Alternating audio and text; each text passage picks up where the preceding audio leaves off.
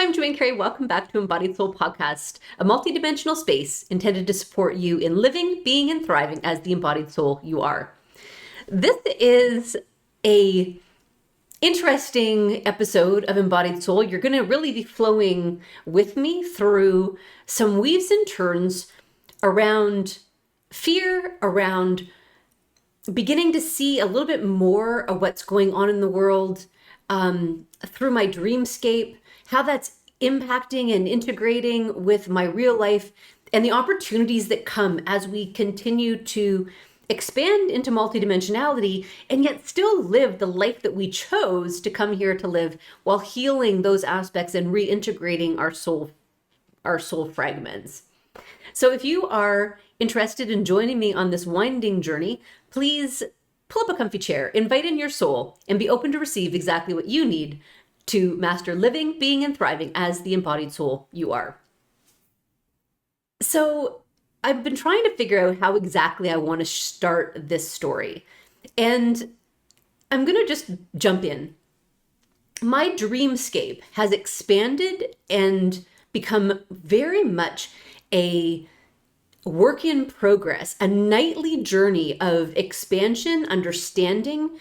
There's a direct dialogue now going on between questions that I ask around what I see in my dreams, what I'm experiencing in my life, and those answers playing out in real time during my dreamscape.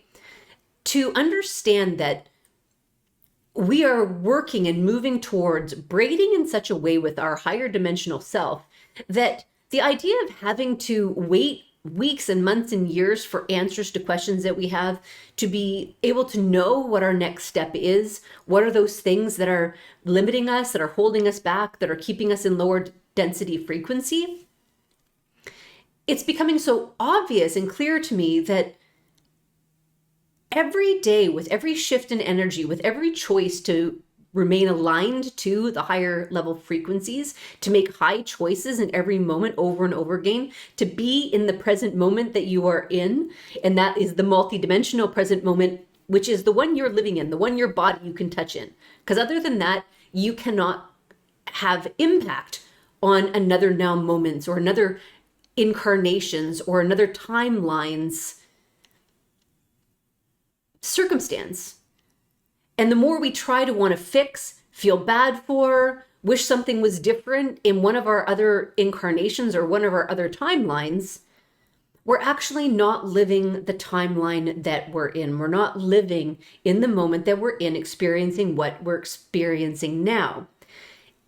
And I think it's important to remember, and if you are someone who works with your dreams, know that you might be getting them more vivid and more apparent. And there's often the idea that we're just processing the information from the day, right? We're just processing what we've learned from the day, and that's what our dreams are. Well, it's so much more than that. It's so much more vast. Yes, does it help process the energies and the lessons of today and prepare us for tomorrow? Yes, absolutely, 100%.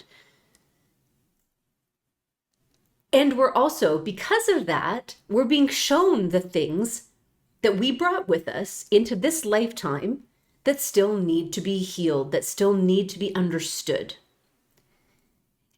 And the beautiful part about it is, even if you never start doing dream work, even if you never have that avenue open to you, you will find it and get that information in other ways, whether it's through your meditative practice, whether it is through your life experiences. But when you begin to allow yourself the still space, and whether it's meditation or whether it's working with your dreams or whatever method you have to connect more with the source of your being, when you can see the pattern play from other lifetimes, and you see how it's played out in your earlier life, it all of a sudden begins to make more sense. You understand more about why you are the human that you are, living the life that you're living, and you begin to understand what your next step is. And you might not, well, certainly in my case, I'm not shown the next step until it's ready to come. So it's not as though we can, potentially see into the future maybe some people can, not my experience, so I'm only going to speak to what I'm experiencing and embodying, is I'm getting lots of little puzzle pieces.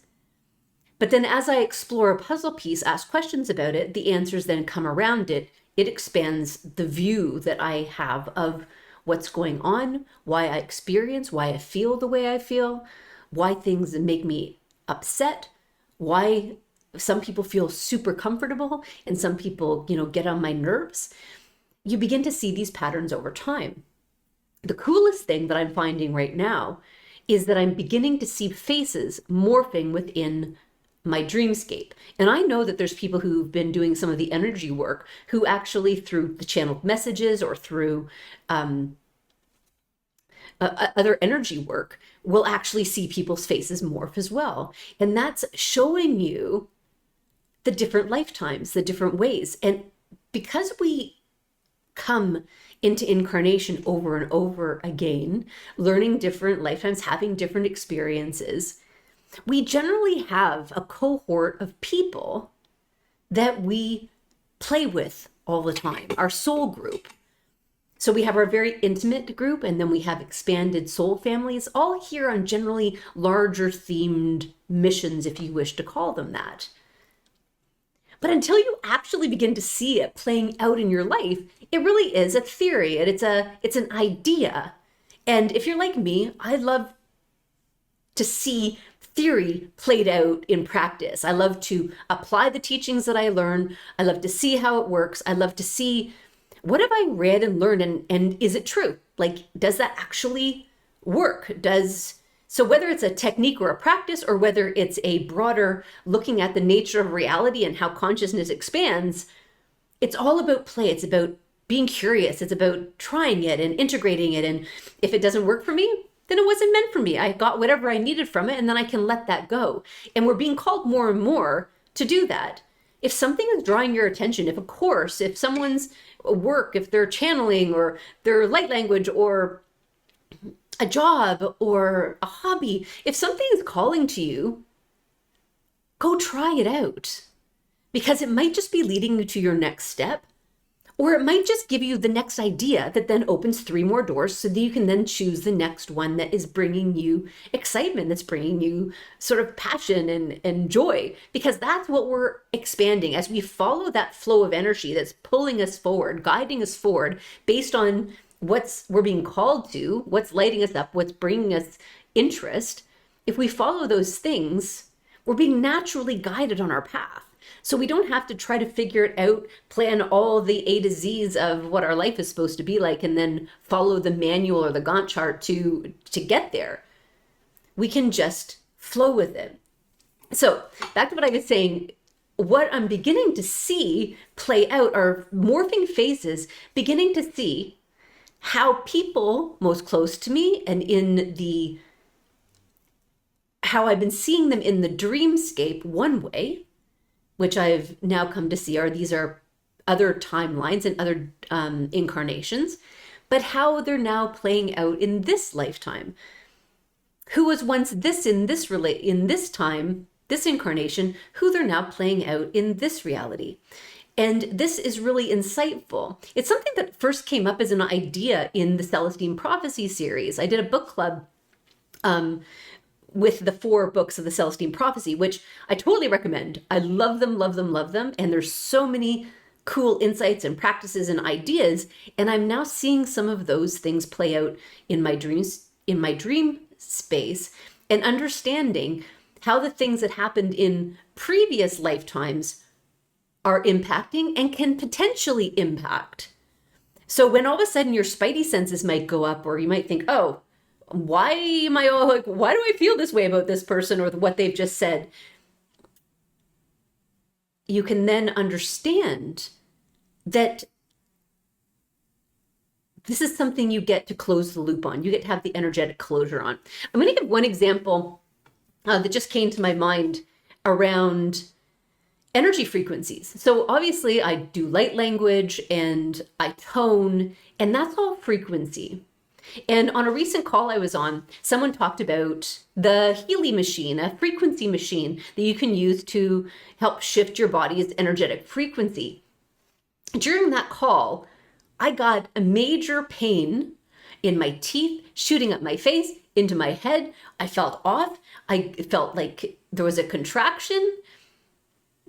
I was then shown in my dreamscape a lifetime, multiple lifetimes, where frequency was used to control, where frequency was used and misused to control people, to modify behavior.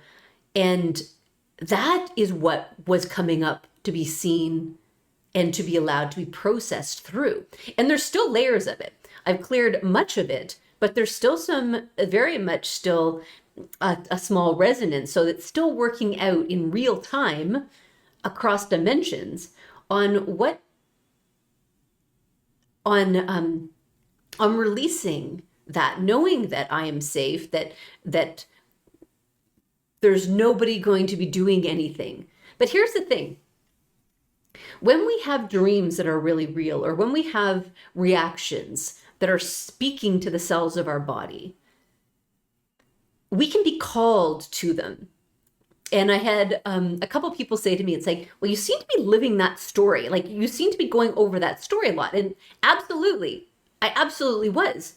Part of it is story. Like, there is a whole story building that is super cool and interesting to me. But like I've talked about in the past 2 episodes, we need to be very considerate of what present now moment that we're in. Because if I wake up from a dream and I'm working through what happened in that dream and who did what and who they are and how I felt and all great processing,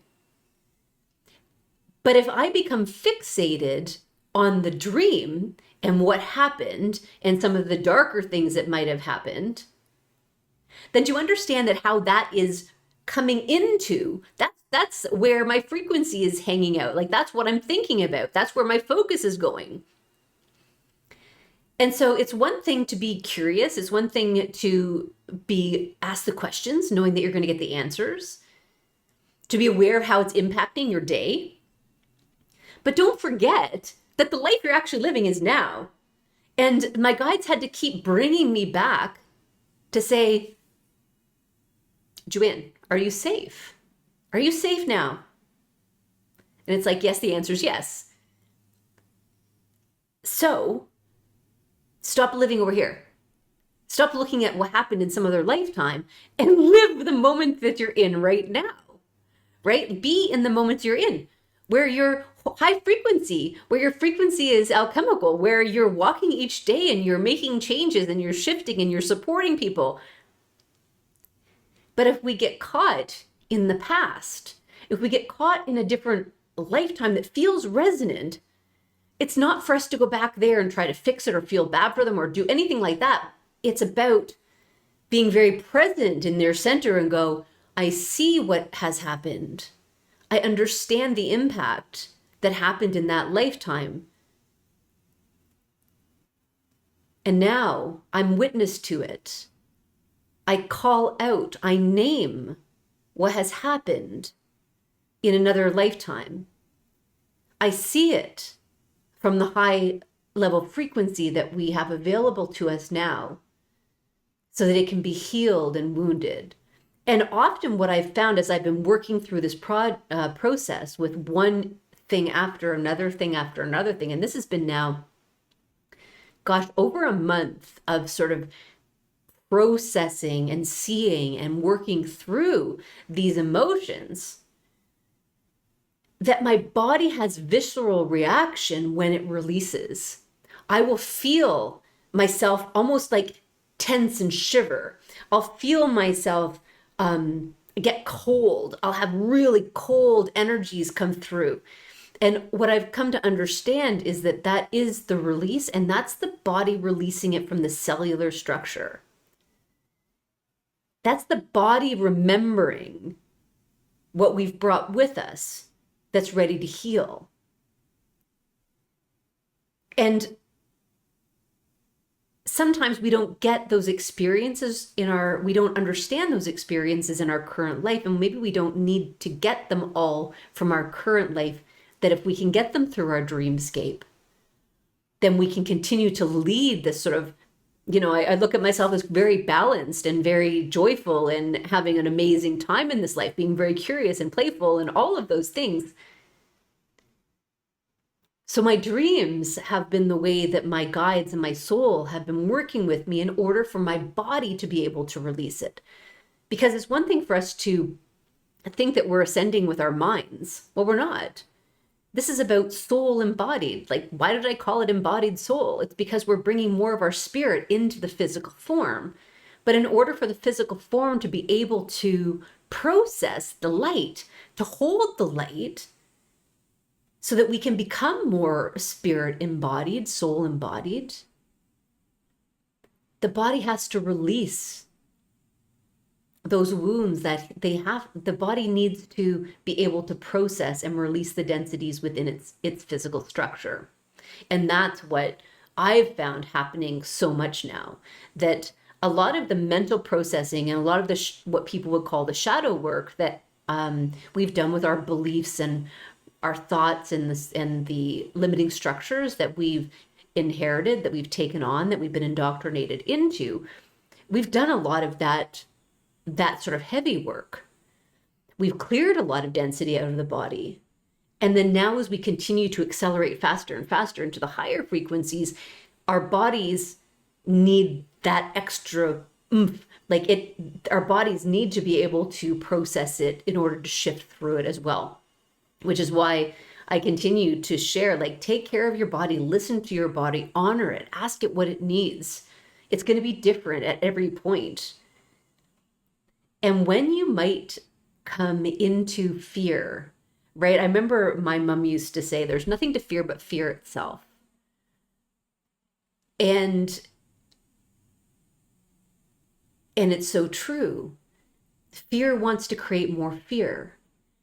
And so if we get caught into something that made us fearful, whether it was at night, whether it was an occurrence in our awakened experience, it's about allowing it to move through us, allowing the body not to get it stuck in our field so that it can just process through and we can continue on in a balanced state.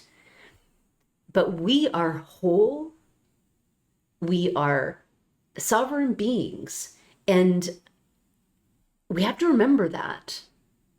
And that is why a number of the foundational pieces that I provided in the first number of episodes of Embodied Soul, go back and listen to them.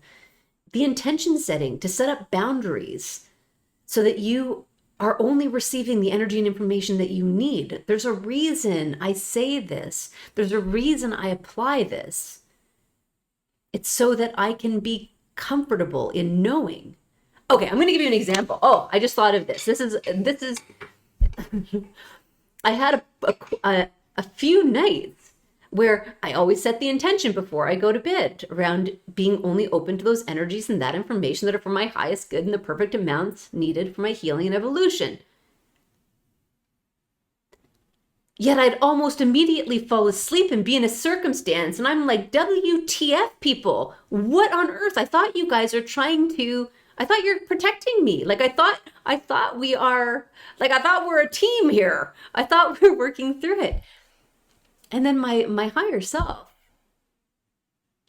I can just feel her, I can feel her going you're safe. But it wasn't what I thought it should be, right? And this goes back to, it's not all glorious. We have to see the things that are stuck in our cells, even when they're terribly uncomfortable. And I needed to experience, and this is the critical thing for me, and it might be something that you're experiencing. I needed to experience in my current physical body something that happened in a previous lifetime. And I didn't understand it. I was pretty ticked a little bit at my higher self and figuring I got thrown out to the wolves here until the next night. And then I go back the next night and then I'm shown another piece of the puzzle. And then I understood, because it was in that next dream that I needed to have felt it in order to recognize it, in order to shift it. And it was actually shifted within the dream space. And so it was all for my highest good, because I even questioned a moment to say, like, is my intention good enough? Like, is it really keeping the boundary? And yes, it was.